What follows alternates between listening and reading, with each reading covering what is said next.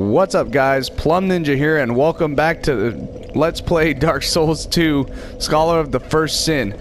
So this is most likely going to be the final episode, and what I'm going to do is I am going to summon for this area, for this boss fight. I don't want to, but I feel like I have to.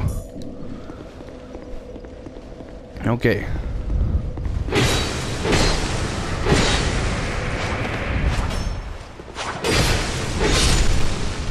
Alright. So there's one phantom. I could do... Actually, do you want... I'm gonna do... probably 2 phantoms. Hello, friend. What are you pointing at? Okay. Let's head on over.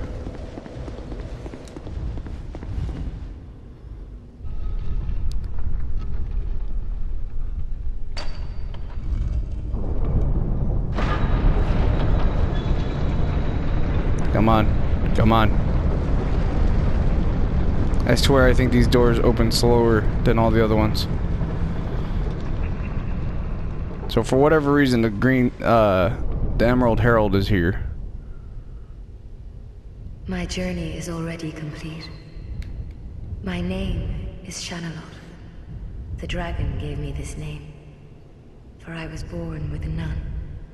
I was born of dragons, contrived by men, by ones who would cozen fate herself.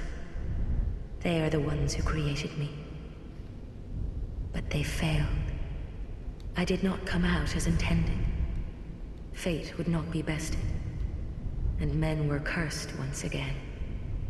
If you proceed, Nashandra will come after you, knowing that you will take the throne and link the fire. She covets the first flame and the great soul. Put Nashandra to rest. Alright, let's go.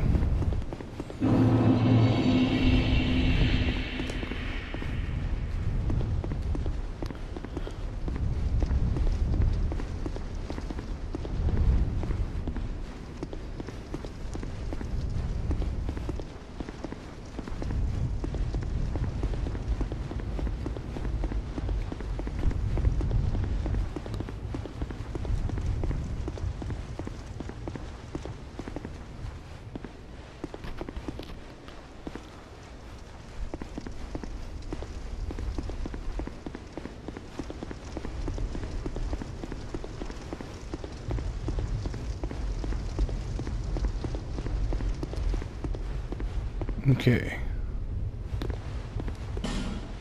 Summon him. Summon him.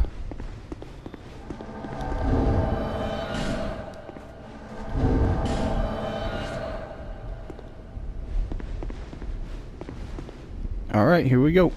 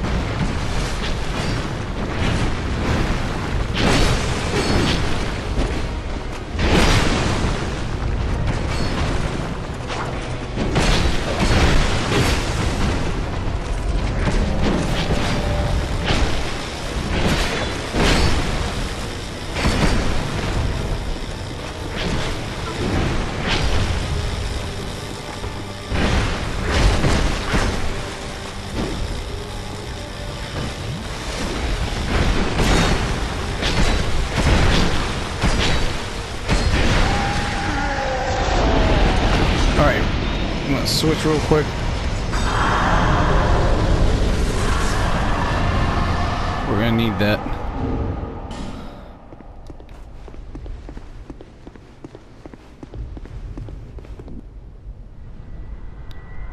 All right, round 2. Brave undead, you have proven yourself to me.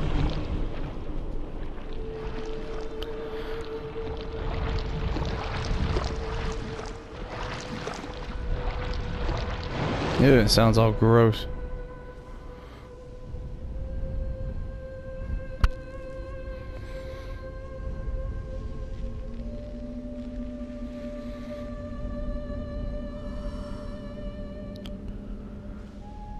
Now, be one.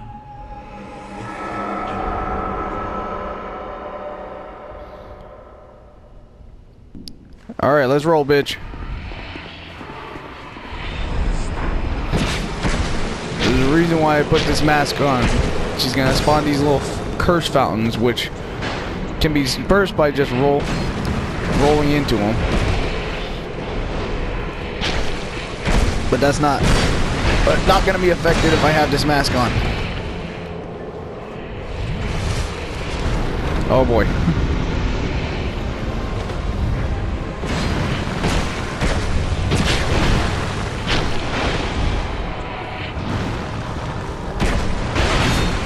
Ow, dick.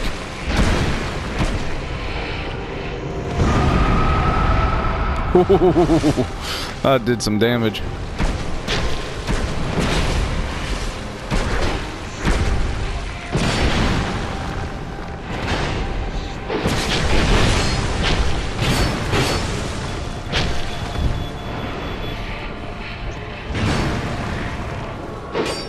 Oh boy, I missed.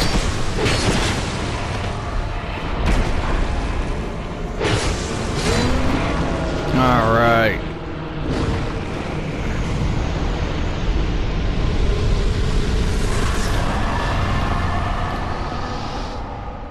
Many monarchs have come and gone. One drowned in poison, another succumbed to flame. Still another slumbers in the realm of ice. Not one of them stood here. As you do now. You, conqueror of adversities. Give us your answer.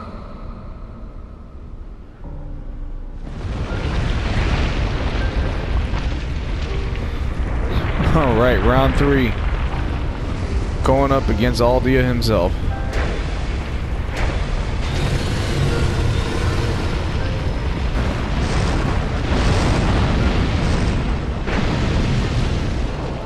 This is gonna be fun.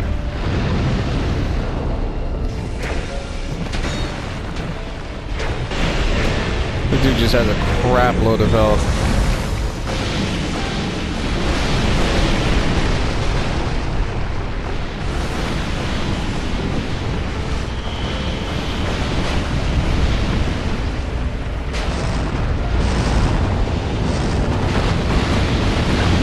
Ow.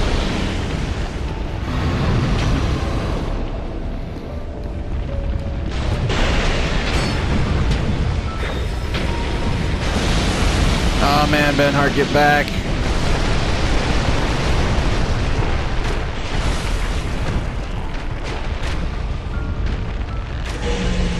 Yeah, freaking idiot.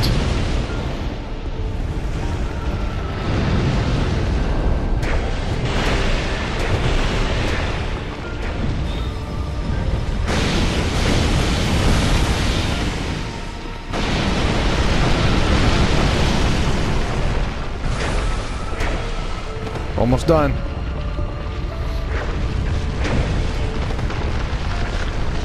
Uh-oh.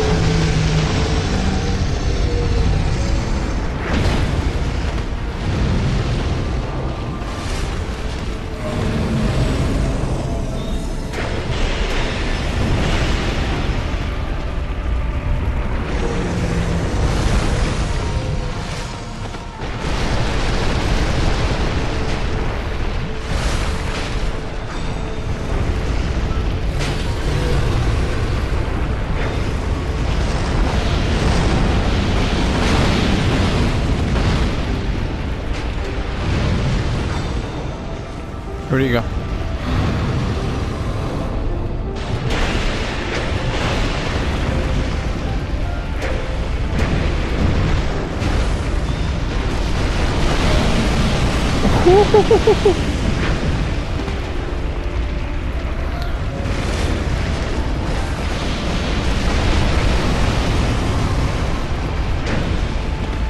Uh-oh. Bradley has been vanquished.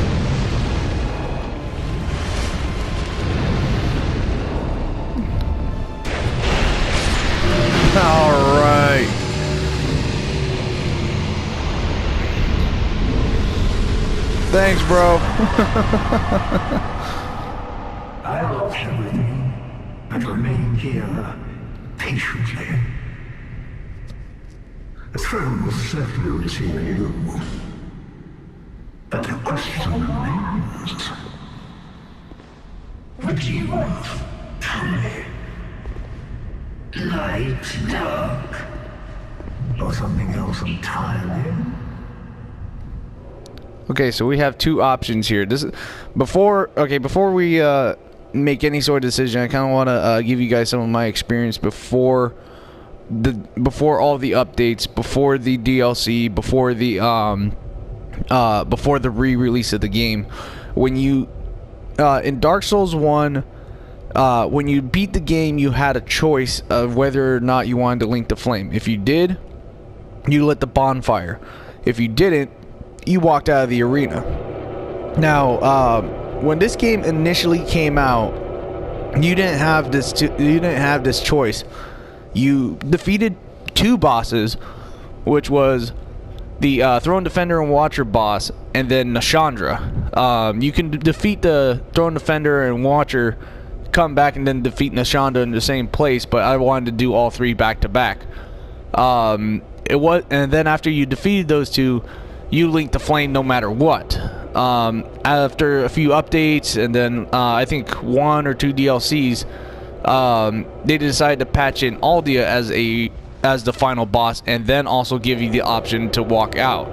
So that was something it was a missing ending, but it was a missing ending, an added ending, and it was something entirely new. So we now have a choice here of whether or not we want to link the flame. And because I like the dark sounds pretty good. Let's go dark side. Leave throne.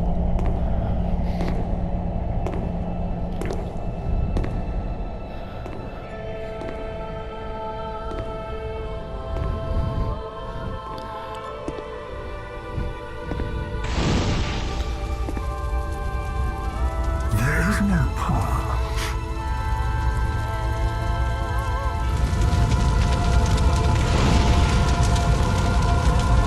Beyond this kingdom, beyond each other.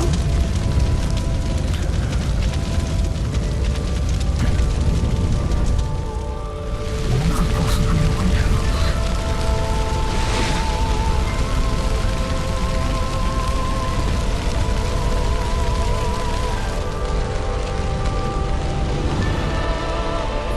And yet we seek it insatiably, such is our fate.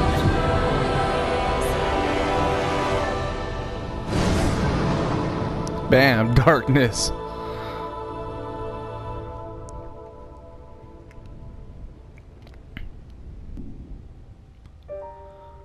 Alright, sweet. End of the game. Man, this has been a long journey, and it was worth it, you know. We defeated all, what is it, I think there's 32 or 33 bosses. I know that Dark Souls 2 had the most amount of bosses in the game, both main game and in the just in the main game alone. I think there was like 20 something bosses. There was like 20, I think there was like 24 bosses or 24 bosses or something like that. And then with the DLC, they added on an extra 9 more. And we defeated every one of them, which was great. This is my second time actually accomplishing that. The first time I ever did it was actually on this re-release, which I wasn't complaining about because, you know, I was like, okay, I'm confident in my skills. I know I can beat these guys. Some of them are hard, but it's doable. If other people can do it, I can do it. So anyways, yeah, so this one, in terms of the story, is my least favorite. Dark Souls 1 had the tightest story, because it started from the beginning, branched out, but it all still linked together, whereas this one felt way too loose in the story, which is why I didn't really cover the lore in this game. If I was to be playing Dark Souls 1, which I will be at some point in the future, I will be covering the lore of it, at least as far as I understand it. This one was loose and sort of all over the place, all over the place, but it was one that I really didn't care for. Other than that, the game felt much easier than the original Dark Souls, than the first Dark Souls. Even Demon Souls was way harder. This one felt easier. However, this one felt much smoother than than the other games, like including Bloodborne, Dark Souls 3, even though that just came out just last year. The multiplayer, the gameplay feels so much smoother and so much more polished in this game, which is something that I absolutely admire. And it's really awesome to see that PvP is still alive in this game, both in the arena, both in and out of the arenas. I'll go over to the Brotherhood of Blood, and I'll just do arena battles all day, or I'll go out and I'll do some invasions, and man, is it a lot of fun. It's nice to see that there's still a lot of people still playing this game, even though this one is probably my least favorite in terms of both aesthetically and story wise. But other than that, the combat in this game is very smooth. The multiplayer is also very reliable. The servers are so solid, and plus invasions and summoning is so much easier in this game, which is fantastic, because that was a huge problem in the previous games.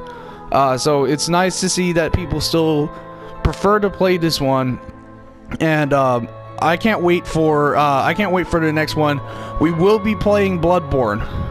Just letting you guys know, we will be playing Bloodborne, and then once I either get my capture card, compatible capture card for my Xbox One, or if I finish my PC build, when I finish my PC build, we will be doing Dark Souls 1, and I can't wait for that.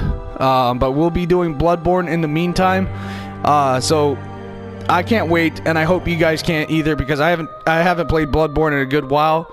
From what I've been told, the multiplayer died down quite a lot and quite significantly.